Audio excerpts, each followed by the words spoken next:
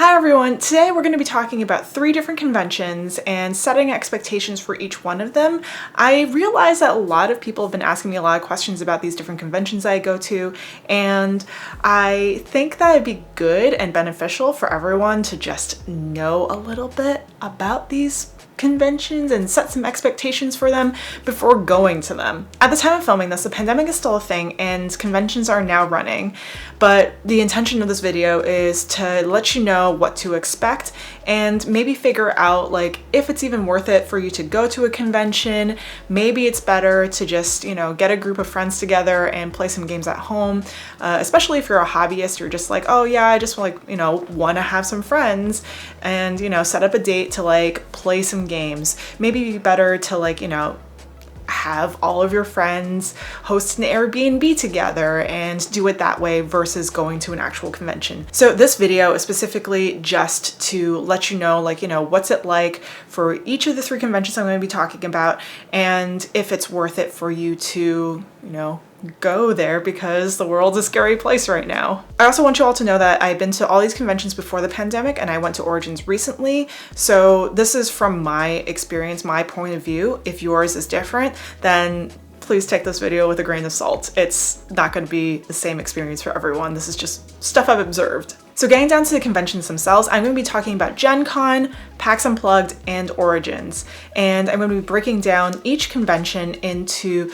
different perspectives. So the perspective of what's it like being a vendor, what's it like being an attendee, like just a hobbyist, and what's it like being an industry professional who is going to these conventions. So starting off with GenCon in Indianapolis, Indiana, this is what vendors call a selling con, meaning that if you go there and you have a booth, then the likelihood of making a lot of money is very high, as long as you have a lot of product and you have stuff to sell. Booths are a little bit more expensive for this convention specifically versus the other conventions, but it's also a place where people are seen, and this is like a convention where you want to be seen. So board game publishers, tabletop RPG publishers, they usually do their releases at this time during this convention. For hobbyist attendees, because of this is a great convention to pick up some free stuff, pick up some free swag, get some exclusives, shop for all the exclusives, shop for all of the cool new things that are coming out. And so for hobbyist attendees, this is a great convention for shopping. However, Indianapolis is not my favorite city because the food is not great. It's also not a very diverse city, and the gun laws are pretty lax, especially on the outskirts. And so if you're a person of color or if you're an international traveler, then you might feel a little bit unsafe in the city, especially on the outskirts. Now, on to people who want to break into the industry or you are already industry, make sure that you have a plan for this convention because it is overwhelming. There are several events happening. There's a lot of stuff happening. If you look at the website, there's just tons and tons of stuff happening. So make sure that you have a plan, make sure that you have a schedule those meetings in with those publishers. If you want to meet those publishers, probably not the best idea because it's very busy and hectic.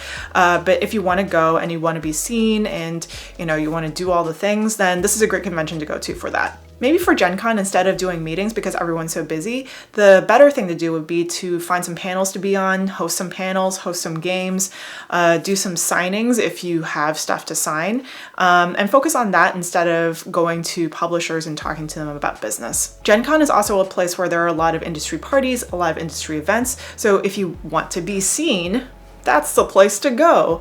But also if you want to, network, meet some people, meet some publishers, meet other game designers, it's a great opportunity for you to go to these award shows, events, parties, and exchange business cards. But I am still very skeptical about getting actual business done there. So networking, great, but actual business, maybe not so much. So if you want to go to GenCon, but you don't want to pay for a badge or a hotel, a good thing to do would be to look for publishers who are hiring GMs. The only thing is that you're probably not going to get paid, and the only thing that's going to be paid for is your hotel room, which you might be sleeping in with 2 or 3 other people, and you also have your free badge for the whole weekend. I believe Games on Demand does offer a free badge. I don't remember if they give a hotel room. If you do remember, please comment down below. I actually don't remember. And you can find more information about Games on Demand on my last video when it comes to playtesting your TTRPG. And I'll also drop the link in the description below about games on demand. This is not a sponsored thing. I just like games on demand. I just, have hung out with them. So overall, GenCon, great convention if you want to go there and be seen, if you want to go there and do some networking, but it is a little chaotic, it is a little overwhelming, so make sure you have a plan and make sure you know exactly what you're doing beforehand. All right. On to PAX Unplugged in Philadelphia, Pennsylvania. For vendors, this is a very, very good selling con. Booths are relatively cheap compared to GenCon, and you are going to get such a diverse crowd here, and they're all really, really excited for tabletop games because they don't usually have conventions in this area. So you're getting like the New York crowd, you're getting the New Jersey crowd, you're getting the Pennsylvania crowd. So all these people are going to be coming to this convention, and a lot of them, they probably don't go to GenCon or, other conventions or Origins or, whatever, because it's either too far or they just don't know about it, and they would rather come to this convention because it is a PAX event. So the audience here is probably going to be new to tabletop as well, and so this is a great way to grow and expand your audience and get them into the hobby. The one downside to this convention is that the floors are not carpeted and they are very hard, and you should definitely bring your own matting or something to just pad the floors, because after hours of standing around, your knees or your hips or whatever joints are going to hurt. I have also been to PAX Unplugged, and I think that was in 2021 around December time, and I felt very safe going just because they required vax cards and they required everyone to be masked, and they were really on point about that, and I felt pretty safe going, even though it was like a larger convention. For hobbyist attendees, this is also a very diverse city, so you'll definitely get like really great food. We're right next to Chinatown. There's also like all these other places in the city that you can go to if you want to explore a little bit. Outside of gaming, you want to do something else, then definitely go check out the city. While gun laws are stricter in Philly, it is more of like a city, like it's more packed like a New York type of city.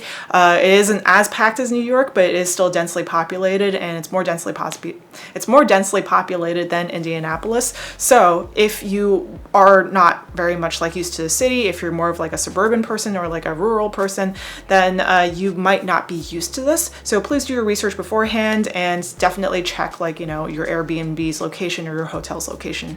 For industry folks, if you want to attend for free, you can get a free badge just by being a panelist.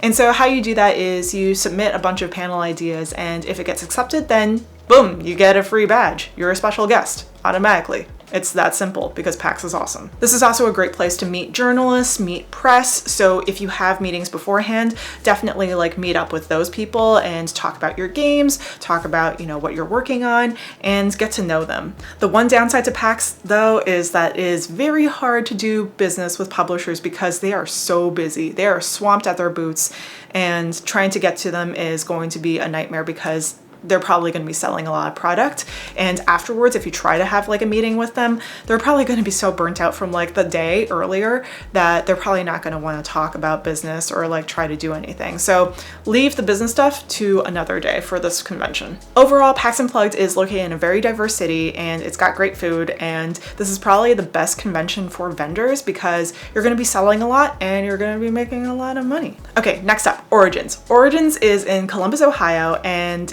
like I said in my vlog post, it is hosted by GAMA, which is the Game Manufacturers Association. And if you are a GAMA member at the $300 level, you get a discounted booth. Along with that, you also get 2 free badges, and you also get to go to the Reno convention, the GAMA Expo Reno convention, for free, I believe. Like the badges are free basically for you. Being a GAMA member also means that you get to vote. So you get to vote for the board of GAMA. Is that the correct term? I don't know. But basically they make all the decisions about Origins and all that stuff. As for selling as a vendor, this isn't as busy as a GenCon or a PAX Unplugged, so maybe it's a good time to do some business instead of focusing so much on selling. For hobbies attendees, Origins doesn't seem to have as many events going on as GenCon, but it does have more events happening versus like a PAX Unplugged. As for criticisms, for convention safety, Origins is kind of notorious for being a little bit slower than the other conventions in terms of con safety, in terms of attendee safety. So just keep that in mind without going into too many details. Please don't kick me out, Gamma. Just make sure that you have a buddy system, make sure that you have a friend that you can stick with for the entirety of the con, and I would suggest double masking at this convention. As for Columbus, Ohio as a city, I found it to be relatively safe. It was very queer friendly, and I would definitely visit again. I think that it's a great city. It's very like calm, it's very quiet. It's not as hectic as like New York or Philly, but it's definitely more diverse than Indianapolis. Okay, on to industry folks. If you are in the industry and you want to meet people, if you want to get like some business done at this convention, maybe it's a good idea to do it here. You'll definitely get to talk to the publishers that you want to talk to, but the downside of that is that I'm not sure if a lot of publishers go to Origins as much as they used to. So are you going to be able to talk to the publishers that you want to? Maybe, but maybe it's safer if you just organize a Zoom call with them. If you do end up going and you're trying to figure out where all the publishers go to, where all the people go to, like after the convention itself, most folks, they go to the bar at 2 at the Hyatt. So there. Find them there. Overall, this is definitely a much more relaxed convention, which is great because the other conventions are a lot more high intensity. For this one, it's a little bit more relaxed. You can definitely talk to people a lot easier, but lately it seems like it's a little bit too slow for my liking. So if you plan to go, I would suggest maybe 1 or 2 days instead of the full weekend. And that's a quick summary of the 3 conventions, and I hope that this has been helpful for you. So again, like I said, this is my experience of these conventions. They're probably not going to be the same as your experience with these conventions, so do your research beforehand and make sure that these conventions, going to them, will align with what your career wants, what you want out of the gaming industry, and what you want to do maybe as a hobbyist. So definitely just set expectations there before you go. If you like this video, please give it a thumbs up and subscribe to my channel if you haven't already to watch more videos like this, more tips on stuff in the TTRPG sphere, and I'll see you all next time. Thanks, bye!